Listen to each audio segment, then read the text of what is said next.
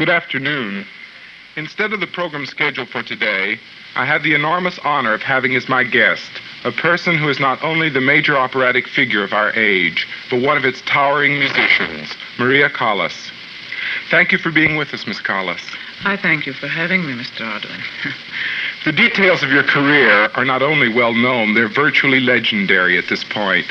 So with your permission, what I would like to do this afternoon is not delve into the biography of this career, but rather investigate the thinking and musical force at work behind it. And I'd like to start with one word, the word technique. I think it is perhaps frequently misunderstood. Could you tell us what is your definition of technique and what function does it serve in terms of music? Well, in my poor words, technique should be the equipment that one has in being able to interpret. Technique would be, for instance, like one goes to school to learn how to read and write. And then after that, you go into from lower grades, you go to the higher grades, and then high school, and then college. This is what we call technique. You learn the solfège, you learn the harmonies, you learn music, you learn little by little how to read and write, and above that, then you learn how to interpret and how to resist certain, well, of course, the vocal projection and so many things, and how to be on stage, how to act. The little that the conservatory, or the lot that the conservatory, rather, can teach you is giving you the technique just as you go to school. But this technique itself is not to be learned just for its own sake, is it? Well, you have to learn how to read and write to learn how to read. Exactly. So that is exactly it. Well, once a musician has acquired a technique... In other words, a musician, may I interrupt you? Yes. A musician, as you say, singers, have to go through the same technique as instrumentists go. In other words, a violinist, a pianist, or any instrumentalist has to learn his reading and writing. So we undergo the same exact treatment. Only instead of having an instrument, we have vocal cords, and we use our body and vocal cords. Well, then, in terms of the music, do you think that the function of a singer and the singer's technique is of a different nature than that of an instrumentalist? Not at all. Not at all. Not at all. It is exactly the same approach, the same music, the same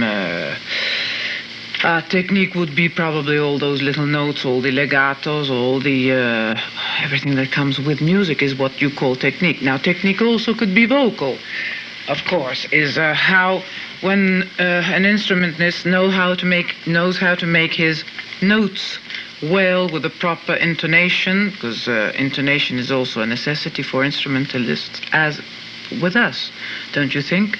I quite agree. So then we have to learn how to cope with notes, how to cope with soft notes, loud notes, the mezzo fortes, the glissando, well, these are details that, of course, the public does not know. Just a musician can know. Well, it's long, hard work. I remember some time ago, a new singer came along on the horizon, and everyone was very excited and said about her, she has a marvelous trill. This seems rather strange to me, that someone should find it so exceptional that someone has a trill. I should think that it would be an accepted thing, just as we would be very shocked if we found a violinist without a trill. Exactly. It is a necessity. This is the equipment that goes with our instrument. In these operas that we perform, you find these technic things, little notes, trills, and well, many abbellimenti, as they call. I wouldn't know really in English how they would call them. Embellishments. Yes. Of hundreds of I can't say, I don't know exactly whether hundreds, but I'm afraid so, of qualities of acciacaturas and things. So how can we deal with these things unless we have them physically and technically, just as any instrumentalist? Well, we have to. Wouldn't you say that the purpose of mastering a trill, an acciaccatura, a paggiatura, what have you, is not to have mastered this thing, but to use it, It is a necessity. for an expressive purpose. First of all, this is the technique that one must have. Then, of course, if a musician is an honest musician and intends to become someone to serve music, they should, of course, use all these ways of expression, or rather embellishments, as expression, especially because we differentiate from instrumentalists. They have only the music, with or without orchestra or piano, whatever it is. We have that plus music. In other words, we have to express ourselves with embellishments, without embellishments, with color, with notes, with every possible technical necessity, and use that to the service of expression, because we cannot, of course, ignore the drama or the comedy, whatever thing we deal with. So you see, we have twice as much responsibility on expression. I have always tried to look further into everything because it is in my nature. There must be a justification. It cannot be an embellishment just for the sake of glamour, or shall we say fireworks. There is usually always an explanation. For instance, you spoke about a trill, which is most interesting. Trills are necessary and they have to be well performed. Because, in opera I say, because, shall we take an example of Trovatore, Verdi. Verdi usually used a lot of trills. Also Donizetti will reach to that also.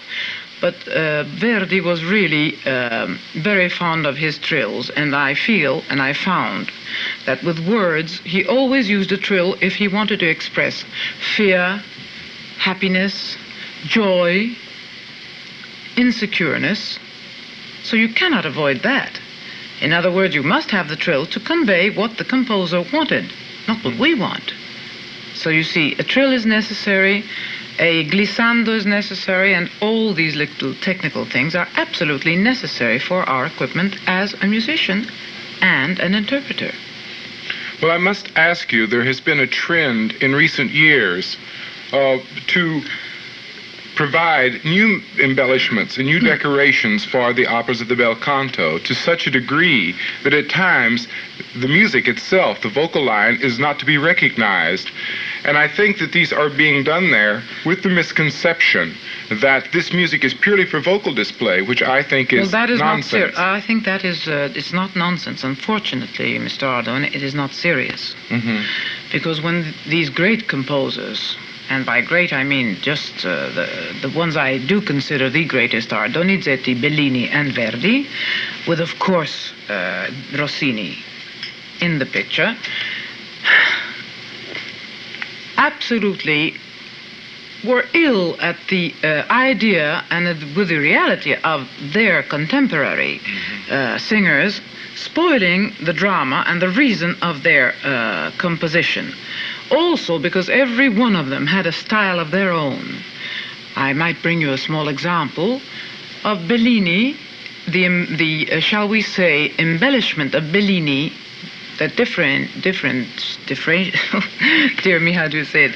Differentiation between Donizetti, Rossini, and Bellini. He always used to use a natural, shall we say, a one-tone embellishment to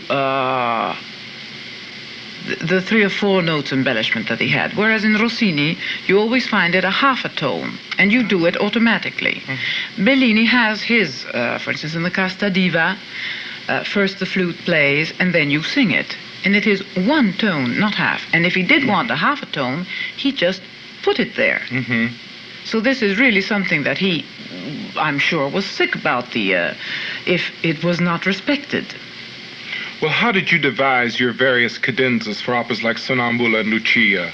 Well, it is together with the maestro, together with your own good taste, together with your trying to do justice to the composer, his style, and, 2 or 3 heads put together.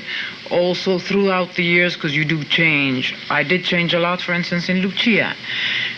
A dramatic soprano starting to do Lucia again, because may I remind you that Lucia was the soprano that sang, or rather, shall we put it this way, the soprano that sang Lucia in those years was the same soprano that sang Puritani, Sonnambula, and Norma. Mm-hmm. So she was a dramatic soprano with coloratura. In fact, the Lucia is written rather in a low tessitura. Therefore, the cadenzas are, of course, a piacere, as they say, at will, at desire. But it is always a piacere to the good taste of the interpreter. And the interpreter must, of course, respect the nature of the composer, not the music itself. So we must do justice to this great man that we serve, because we are not great. We are servants of the great. So we must put truth. This is the way I feel. When they say frequently that, Callas was so exigent and she was so ambitious, she wanted... it is not so. I am exigent and I am ambitious only for one thing. I must serve this great art the best I can. By doing that, we of course are not great, but we hope to be able to serve the great. We interpret. So we have a double responsibility. We can make or spoil sublime music. So you see that it is it's a very difficult job we have. Exactly. That is why I must be so sometimes harsh upon other people when they do not do their duty well, do their performing well. And it is not that I want anything for myself, because it would be so much easier for me to just, sort of sing the phrases, basta, and I have my good notes, and I can have my wonderful applause. But then, how have we served these great people? Have we done our justice well? And then it makes work so much more beautiful. So it gives us a reason of living, and it gives you an everyday desire, a challenge of doing better every day. Because you're not an artist who's ever stood now, still. Lucia, exactly, no. But there's nobody that stays still. Have you stood still? People go on. They progress, I hope. Hopefully, yes. Hopefully, that is our duty since we're born, to bring better things to life. Or at least try. So, coming back to the Lucia I was telling you, the cadenzas that I started off with were sort of traditional. Rather good or bad, but it wasn't all that bad. I took the usual cadenzas and I managed with that. Little by little, I tried to eliminate things that are not extremely in good taste. Also because I myself became a better musician. Sonnambula we have changed frequently, because also you do change maestri. You cannot sing with one all the time. That's bad, and it's also because you sing all around the world. And then also you yourself thought this 2 years ago or 1 year ago, and today you change your mind, becoming a better musician, or the many things, psychologically or etc. Well, in addition to this trend today to over-embellish music, I condemn sincerely. And I quite agree with you.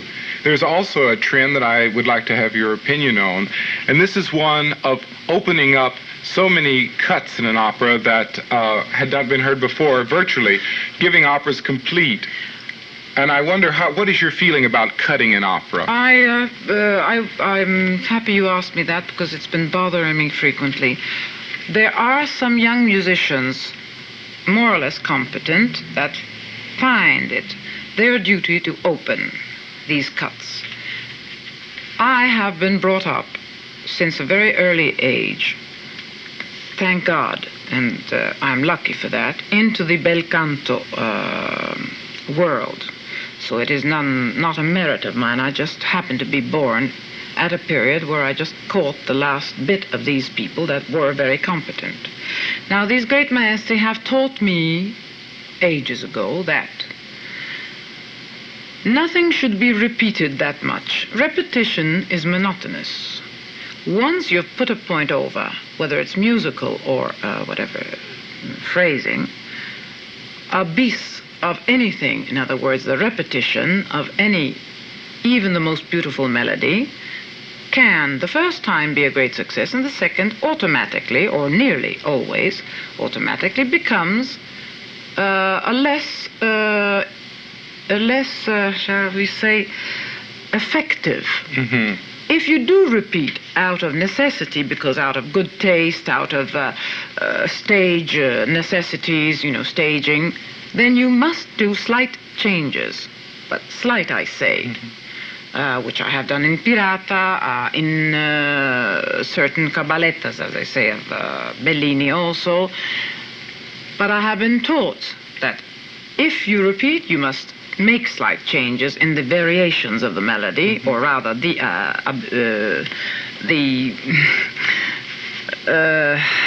oh dear, how can I find the word? Not the melody, it's really not changed. So it's like a variation. Exactly, that is it. Because it's usually never on the melody, but on the cabaletta, as they call the conclusion of the theme, or the state of mind that the interpreter is stating, the state of soul or expression, should not be repeated because it is ineffective. That I've been taught and insisted upon. Now I feel that if we have had such great celebrities and such humble and great men and really competent men, shall we say from De Sabata, Serafine and downwards, not upwards unfortunately, I wish we did have upwards, or rather shall we say in our days, but from these men down to 100 years ago, 50 years ago, they knew better than we did. So if they came to that conclusion when, in their years, people were more patient, they sat in the theater with much more patience. In other words, you could get a public to sit for 5 hours, 6 hours at a performance. Now, I don't think it proper. I, myself, being a musician, but trying always to be detached also as a musician because I'm an interpreter, I cannot sit through a performance for 5 hours in the same seat, taking in even the most gorgeous music. I think modern times have seen to that. You cannot force a person to sit around, in the same place for quite a while. Perhaps you had in mind Wagner. Yes, I have in mind Wagner, absolutely, because I think that Wagner is not all that easy yet to take in. Especially for the young people that we must entice into music, because opera is a bit, shall we call, out of style. We have the disadvantage that opera is out of style. It's old-fashioned. So when we objectively see that we have to deal with something really lovely, but you cannot bring youngsters into thinking that opera is modern, they are right, it is not. Because you cannot sing phrases like I love you and I hate you, singing them for 10 times. I mean, it's frankly sort of ridiculous today of today. And probably it always was.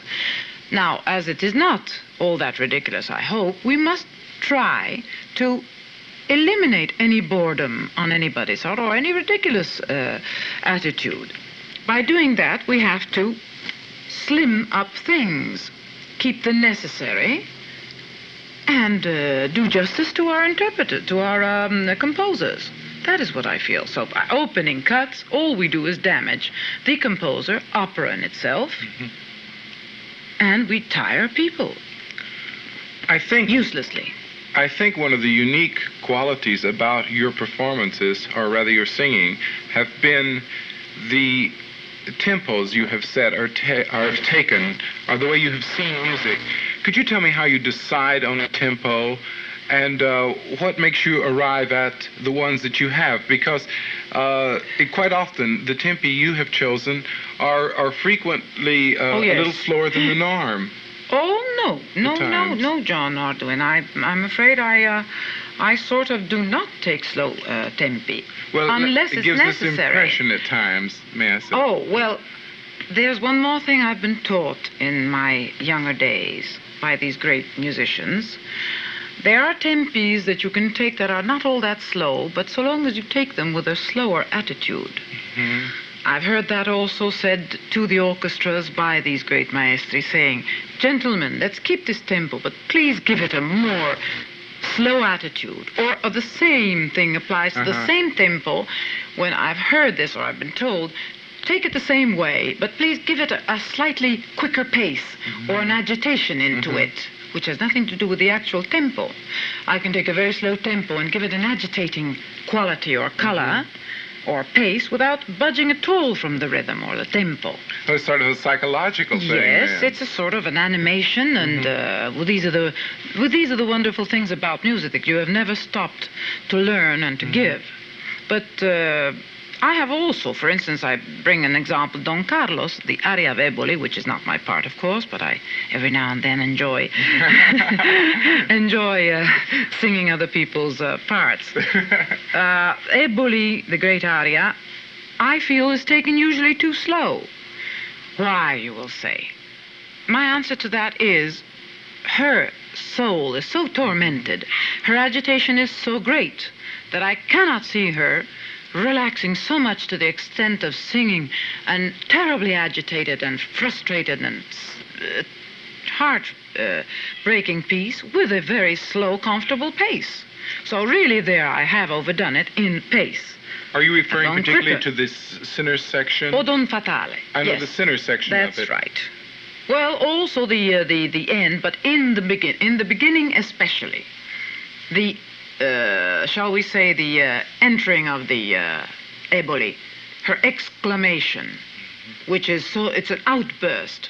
So you cannot make an outburst, such a strong outburst, with a calm tempo. You cannot do it. I feel that now this is instinct. It is experience, and it is courage also, because you have to say, and I've been taught by my great maestri of Once Upon a Time, that if we have to do justice to the composer by changing slightly what is written, because we have so very little written, and we have to go by that. Now, if we have to go a little slower or a little quicker to do them justice, well, then never mind, let's do it. Well, do the words have a great part Yes. in this? And in the success of the establishing- performance Yes. we have to look at the result of the performance. It must be a success. Well, from Tempe, let's go to the question of the recitative, because I feel that no one has approached your handling of the recitative. It's a complete mastery. And I wish you could discuss for us for a few minutes what has gone into your understanding of the recitative and why. My This- recitative, I'll tell you, I have always been terribly intrigued by recitative. There's a proportion always to be found, because recitative would mean exactly speaking on notes.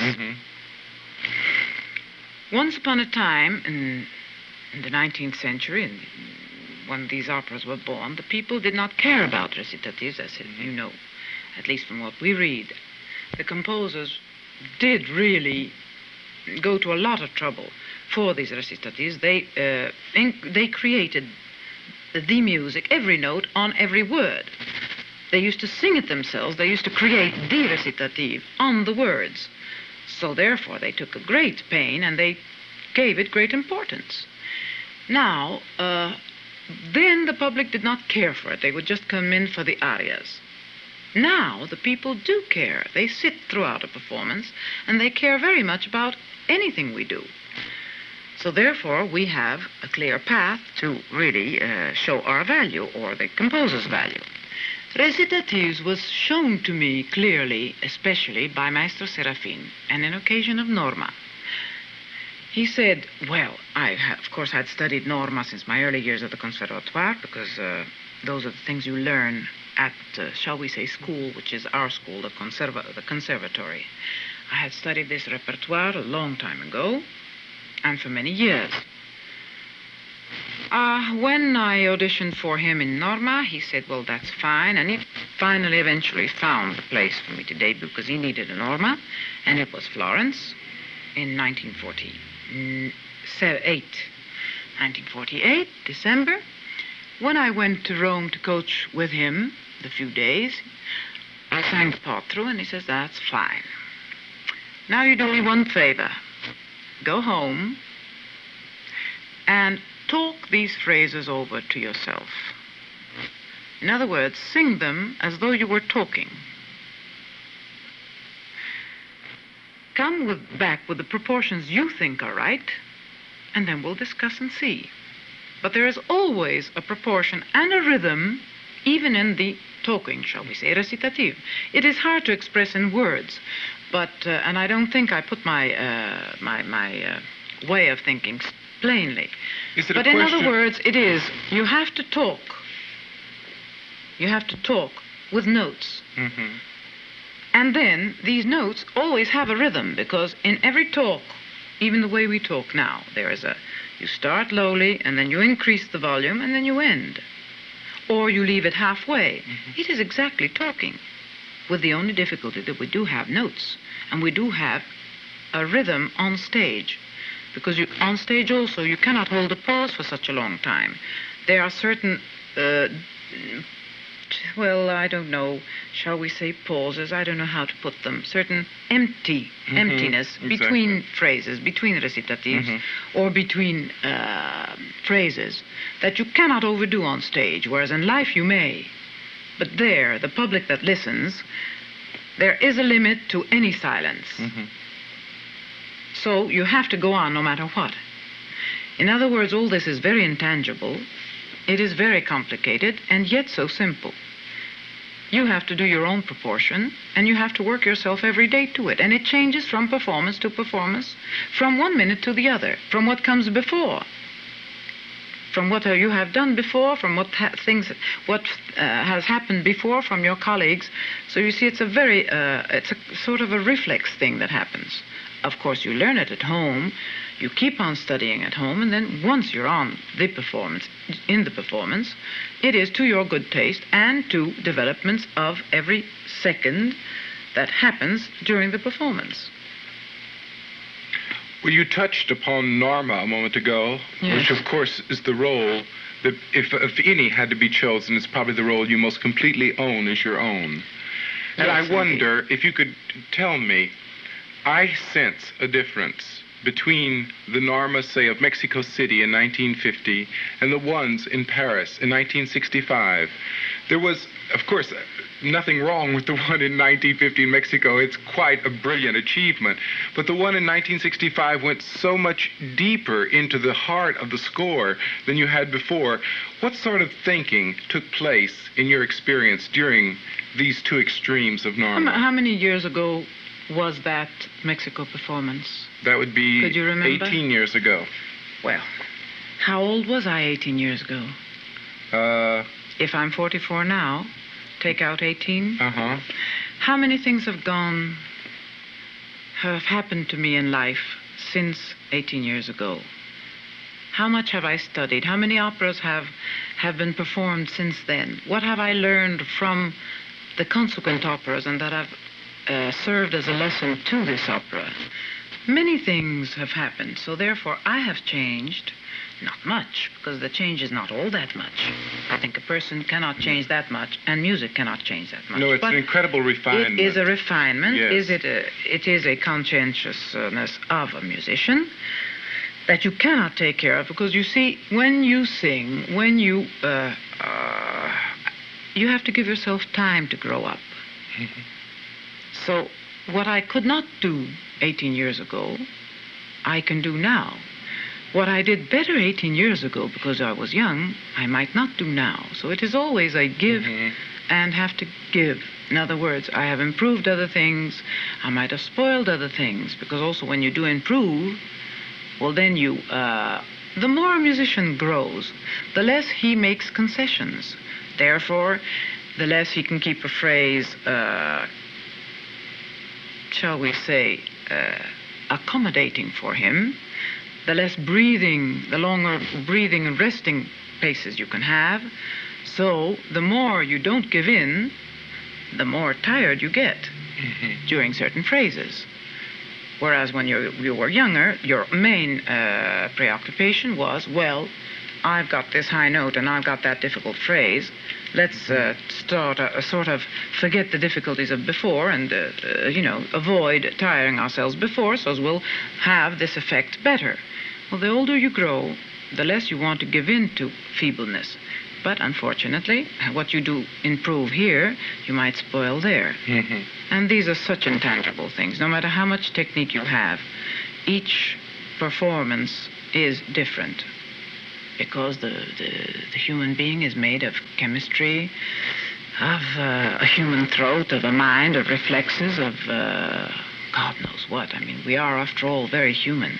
And it is not an instrument that you can play with. I mean, touch. It is really intangible. Of course. This brings us back to, once again, it's the question of having a first-class technique that allows you the spontaneity to change. Yes. But this technique must be learned in your very, very early years. In other words, I find that a musician or a singer, whatever he does, singer or an instrumentalist, must start very, very young in life, as we did then. Mm-hmm. I started very terribly young, so I had made all my technique and experience years and years ago, during my conservatory years. Of course, I was singing also then, on stage.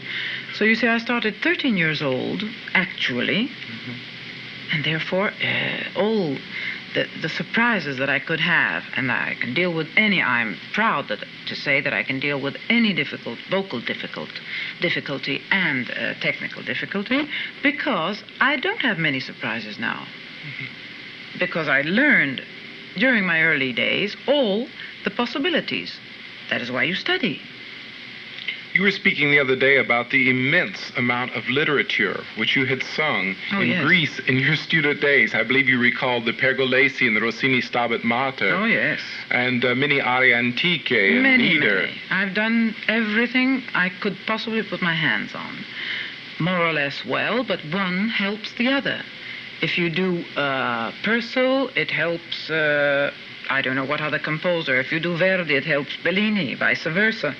Donizetti, Rossini. I think that every music gives you more maturity and more inner views. Well, you've sung such a phenomenal range of material. Yes. From Sonnambula and Lucia to Kundry and Brunhilde. Oh, I've even sung Giordano. Giordano. Who is not extremely, sort of considered the best composers of any time. And yet, that also has served. Well, did you sing Wagner? Oh, yes. I know you sang Wagner, but did you sing it in a manner different from the Italian way of singing? Is there special demands that Wagner made upon you that Verdi did not? Oh, no. Wagner is so easier. Than Verdi? Oh, indeed. Tell us how.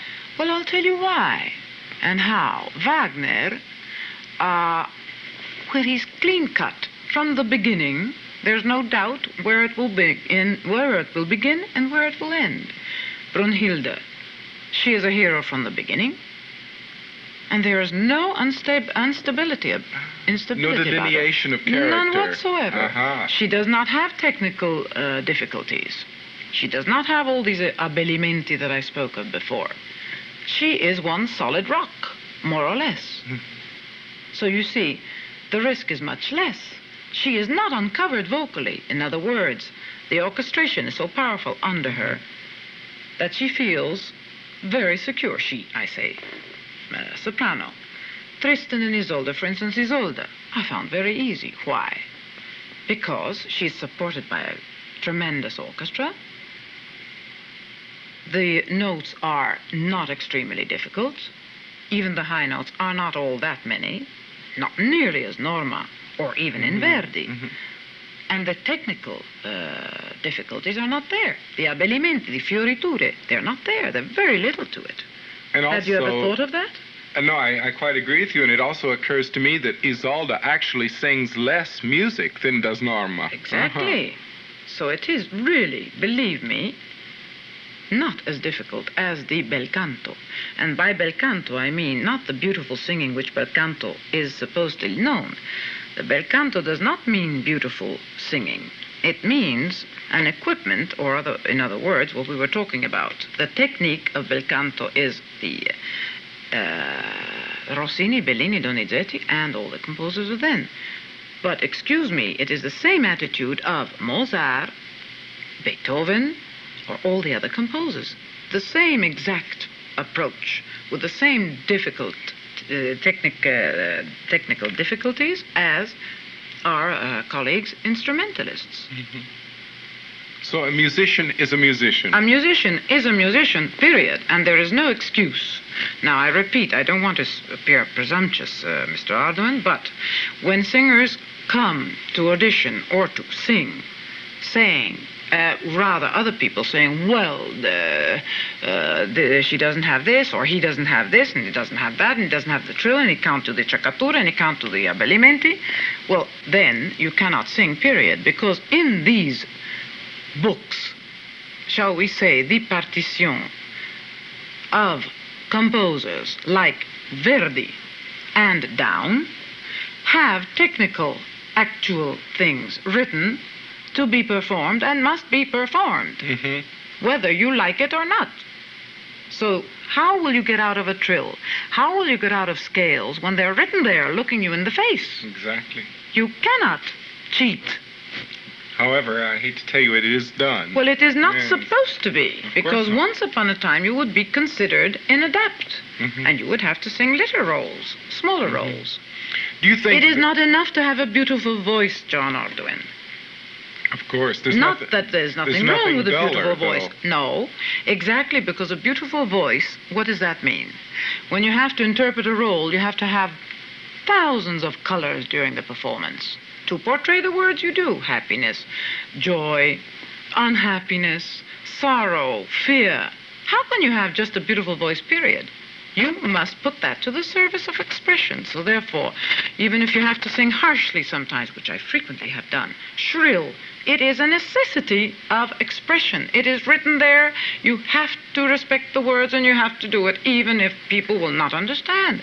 But on the long road, they will, because you have to persuade people of what you're doing. We are not doing anything special. We are doing what we're supposed to. It's written there. We have to. Well, from this standpoint, with your permission, I would like to take one of your most famous recorded scenes, the sleepwalking scene from Macbeth. And I'd like to discuss it with you, section by section, if we might, and have you take the things which we have discussed this afternoon, questions of coloration, expression, tempo, rubati, and so forth, and show us how you applied them to this particular scene, which I think is one of your most extraordinary recordings. Could you tell us something, give us a little background, and set the stage first for this particular scene of Lady Macbeth in the third act of Verdi's Yes, opera? I'll try my best, Mr. Ardoin, but I would like to say something very amusing. When I recorded this aria, I recorded quite a few Verdi arias then at the same time, and I'll never forget this incident. I was in quite good voice then, that day, because you know we have our ups and downs.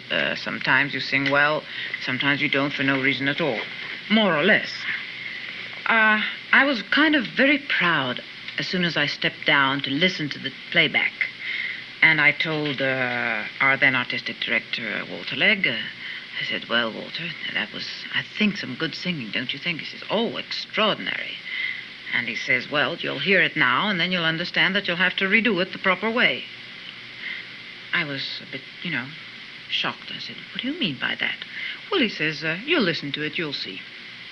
In fact, I did listen. It was astonishing as perfection of vocal, which is what we were talking about. It Yes. was perfect vocally. Nobody could say anything about it. But the main idea of this sleepwalking scene was not underlined. In other words, she is in a nightmare sleepwalking stage. She has to convey all these odd thoughts that go through her head. Evil, fearsome, terrifying. So I had made a masterpiece of vocal singing, but I had not done my duty as an interpreter. You hadn't captured what you felt to be I the had to break mood. it down in many, many phrases. Mm-hmm. I immediately, as soon as I heard it, I said, well, you're right, now I understand. And I went and performed it. You broke it down into phrases because you Yes. felt that her nature was such No, that I did not feel. you knew. I knew that there are phrases that you have to, not phrases, mental thoughts. Yeah. In this sleepwalking scene, she has, I can't remember, are there 5 or 6? Well, we'll see it through if we go through the piece now. I think she must have at least 6 mental thoughts that come to her, so that's one completely different from the other. Mm-hmm. In fact, I think it's a sort of a mad scene while she's sleeping. She's speaking out loud. Could you quickly tell our listeners why Lady Macbeth has reached this state of mind? Well, this state of mind, shall we say, is conscience. She has helped her husband into a very evil event. She, for her vanity, has persuaded her husband to kill the king so he would become king. And now Very she has ambitious lady. conscience. And disaster has come because her husband could not stand it and went stark mad, as history said. So she finally copes with madness in this sleepwalking scene. What And is a this? mad person, of course, has thoughts, one thought into the other, with no continuity. They're completely discontinued. So, for 1 minute, she's talking about the blood stains on her hand that terrify her and she can never get them cleaned. And on the other hand, right away, she says, well, come now, you must get ready to receive these people. Everything is fine. Then all of a sudden, she'd come back to another mental attitude. In other words, she is out of her mind. So you cannot bring it through one line, from beginning to the end. You have to break it into every thought. In other words, the words of thought. The words that the composer has put there have thought it out for you before. What has Verdi given you? What sort of directions here for this first section? Well, shall we say for the first section, it starts with saying that there are stains on my hands. Go away. Damn them. 1, 2. This is the time. Why are you trembling? Are you not going in? Now, have you seen a difference there? Already we have 2 changes. Exactly. One stain with the other. Why don't they go away? And she says, 1 stain, 2 stains. All of a sudden, she comes out saying, this is the hour. Let's get ready. So there is a break. You get such an earthly quality on the words earthly. uno, due, that like It it's is coming earthly. from the back of your mind. It is. That's exactly it. That's what I had to convey in this piece. Let's play this first phrase now. Yes.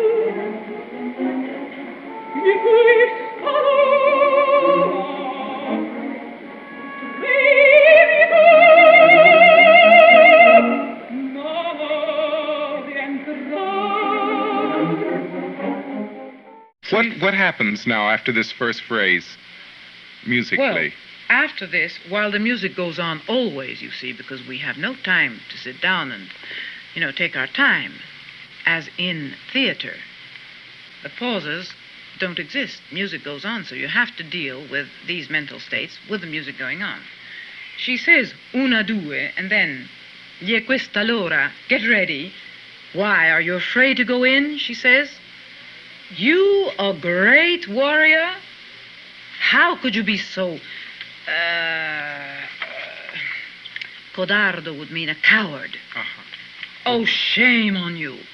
Come quickly. And then all of a sudden she says, who could ever imagine that in that old man there could be so much blood? So you see the difference. This is being stark mad. How could you convey this all in one beautiful quality? You cannot. And You vocally, cannot absolutely. as they will hear right now, vocally, the Even difference speaking, between the two as I is speak very extraordinary. badly. I speak very badly. It's not my forte. But even speaking, you cannot convey, God, how much blood with, oh, how could you be such a coward? A great warrior. There you are. Her mind is wondering. Her mind is wondering 1 minute, terrified the other, commanding the other. So you have to convey that in voice, also, especially. And on the word imaginar, how has Verdi helped you convey this? There are 10th notes, I think you call them. They are accented. 16th notes. Yeah. 16th notes, pardon. And they are accentuated. Each one forza. In other words, sforzando, which means touching. So therefore, they are not cadenzas because they are rhythmic, accented, which means terra. Could not imagine. So, like it's something heavy breathing. Terrifying, Yes. though with no breathing. So it is quite clear. If a musician sees it, he would understand. I wish the public would. But I'm sure by playing and repeatedly playing, one would get the idea. It's a sort of an obsessive quality, saying nobody could imagine such a thing. In fact, well, it's, I say, difficult to explain. And Verdi really, at this point, divides the scene into two halves. Completely. Yes. Completely. Let's hear this yes. next section now before we go any further.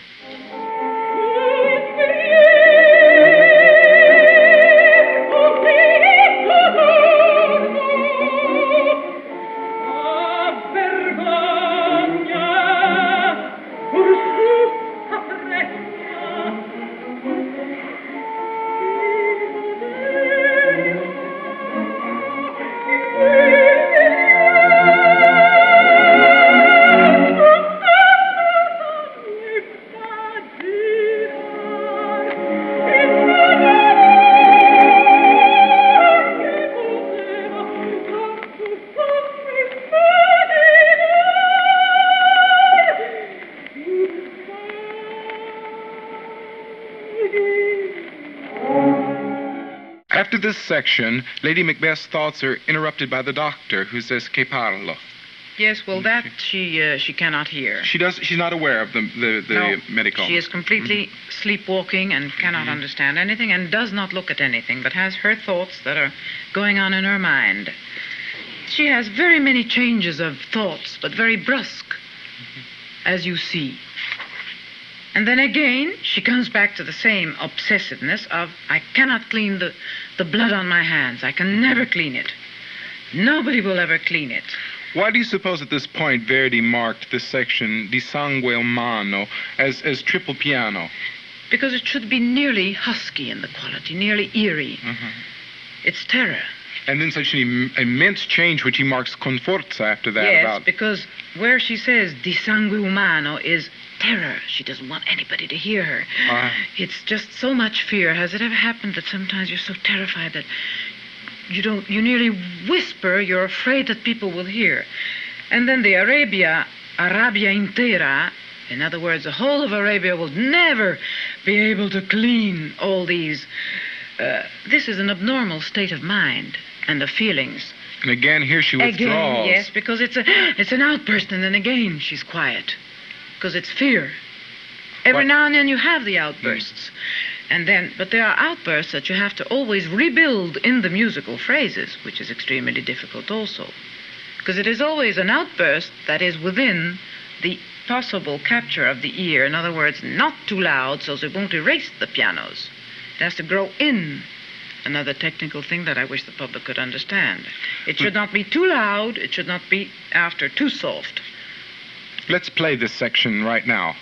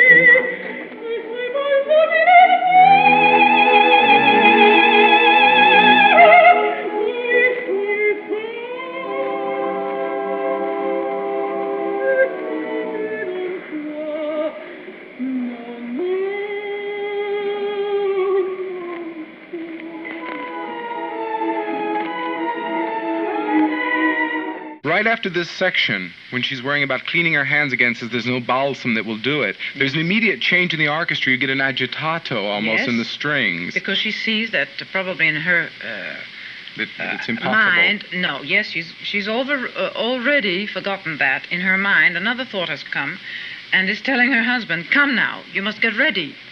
You must get dressed. They're waiting for you. Nobody, no dead comes alive, so don't be afraid. So you see, these thoughts come and go with such abrupt changes. And then the section when she urges Macbeth to bed is so lyrical all of a sudden. It has more warmth than any other spot in the scene. Yes, because she's a very persuasive woman, and she has such strength over her husband, to my idea, or at least from what we go by words and history or whatever it is, that she must not have been a terribly ugly woman. She must have really been very fascinating for her husband to be able to do with him as she pleased. So they were completely tied together, and that is why she says after, come, let's go. Don't be afraid. Let's go to bed. Come, calm yourself. It is a woman that is absolutely together with her husband, and they are both very ambitious. What, from where is derived this idea of bat alcuno? In her stark, raving mindness, she has these terrors of hearing, which in fact in the first act she has heard knockings on the doors with her husband. This is the recall. She recollects the knocking on the door of the people coming and saying, God, we found him dead. We found the king dead. So she recollects. These are all recollections of the past. All the sleepwalking scene is a recollection of the very beginning of the opera and throughout the opera. So you see, actually it is a mad scene in a sleepwalking form. So how can a mad woman with all crazy thoughts jumping from one to the other be conveyed in a straight, lovely kind of a even-paced vocal piece? It cannot. Therefore I had to break it in all these phrases. And Verdi certainly aids you here with all the diminuendos and crescendos and allegandos and everything that's marked. That is why it's also so terribly necessary to have a great conductor with you, because you cannot do this one-handed. You have to have a great conductor who will help you with his orchestra, a great stage director who can help you on stage, and your colleagues that will help you also on stage, because you can have worked so hard to create an atmosphere, and all of a sudden one colleague of yours comes out singing in the bad vocal tone and spoils all this atmosphere, so you have to work again to recreate it. It is a teamwork of seriousness, of great science, of great faith, great sacrifice, and therefore we depend one on the other for the success of the performance. What do you think Verdi had in mind with that final top D flat marked fil de voce? Well, wouldn't I like to have asked him that if he were alive? Because it is so difficult. Yes. Well, it's off stage, isn't it? Yes, it's off stage, but you must remember also that these composers had to deal and had to serve the singers with technical difficulties and vocal effects. So every now and then you have a vocal effect that you have to perform. That today probably you wouldn't have done because music is so much more refined. Yet this one moment does not seem apart from the rest of the scene. It's almost like a cap. Maybe. I wonder. Has it bothered you? I don't mean vocally, but I mean dramatically. Yes, it has. Yes, it has, because you've been in the middle of the voice all the time, and all of a sudden you reach up high. There is not much justification. You caught me sort of off guard here, and I can't answer. But it has troubled me, and I was wondering whether it really was necessary. But I suppose he had his good reasons. They know better than us. Let's listen now, if we may, to the final section of the sleepwalking scene from Macbeth.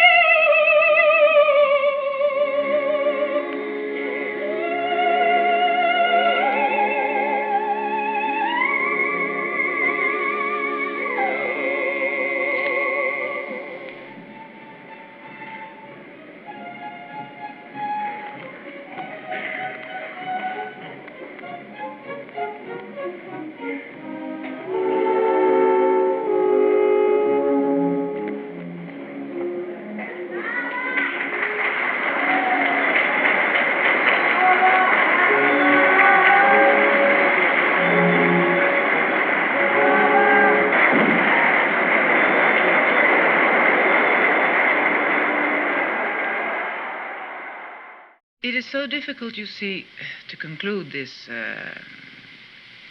this lovely interview, Mr. Ardoin, that does make so much sense and pleases me so much. It is difficult to explain to the public what we have to do to perform. It is difficult because it is a whole science. It has taken years of sacrifice, of study, of work. We cannot really pretend that the public understands, because you will have to learn that. If we could, it would be so much easier.